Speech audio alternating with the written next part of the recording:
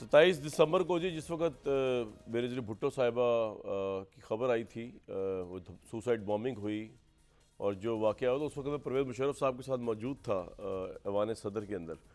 और उस ज़माने में मैं ऑब्वियसली पीटीवी न्यूज़ में होता था और अगले दिन जो है वो बेनज़ीर भुट्टो साहिबा की जो नागहानी जिस तरह ये सारा वाक़या हुआ उसको उसके मुतालिक बताया भी गया और उसको रिपोर्ट भी किया गया। उस रिपोर्टिंग के अंदर जो थी हमने वो देखा कि पूरे पाकिस्तान में एक लम्हा ऐसा आया था कि जो है वो आग भी लग सकती थी और जो है वो बहुत ज़्यादा मामला ख़राब हो सकता था, क्योंकि पीपल्स पार्टी के जो जज्बात थे वो बहुत भड़के हुए थे। लेकिन उस वाहिद मौके पे शायद जरदारी साहब सब एक्सेप्ट करेंगे इस बात को कि उन्होंने पाकिस्तान खप्पे की बात की, जो सिंधी में जिसका मतलब ये है कि पाकिस्तान को मुत्तहद रखना है।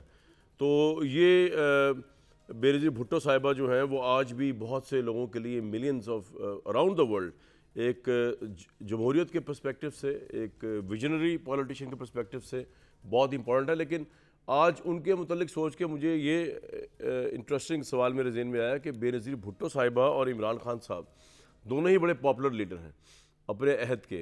इमरान खान साहब का अहद तो जारी सारी है, बेनज़ीर साहिबा जो है वो उनका अहद ख़त्म हुआ इस वाक़े के बाद से। लेकिन कंपैरिजन तो हो सकता है, हम मुल्क के मामलात में बात ज़रूर करेंगे।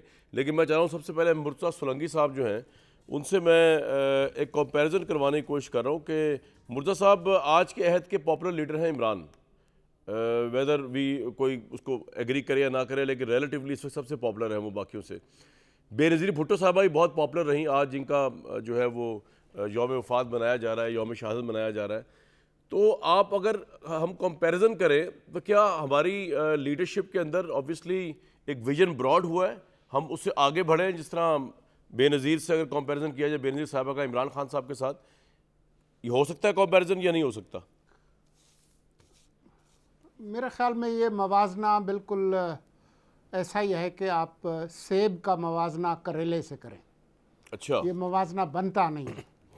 आपसे मैं इत्तेफाक करता हूँ कि दोनों मकबूल रहनुमा हैं।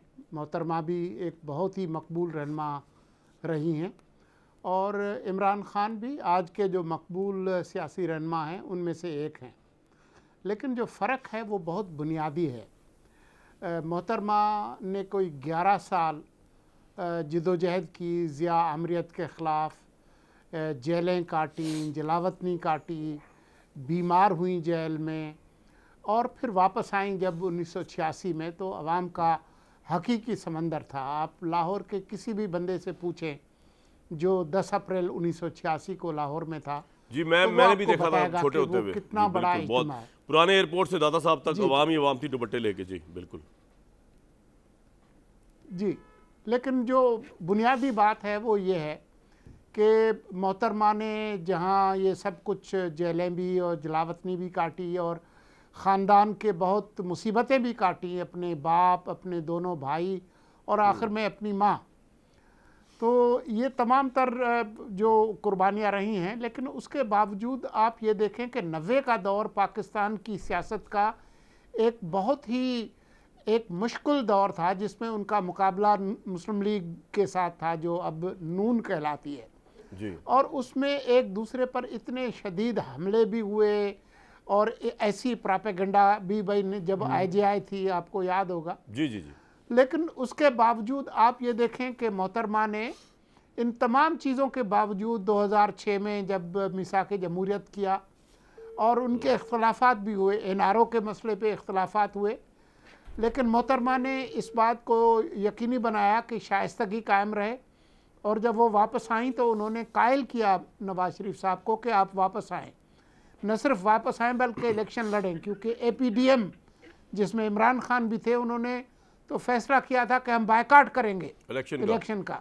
सही। लेकिन मोहतरमा ने उनको कायल किया कि वो इलेक्शन में हिस्सा लें और उसकी वजह से मुस्लिम लीग ने, नून ने इलेक्शन में हिस्सा लिया।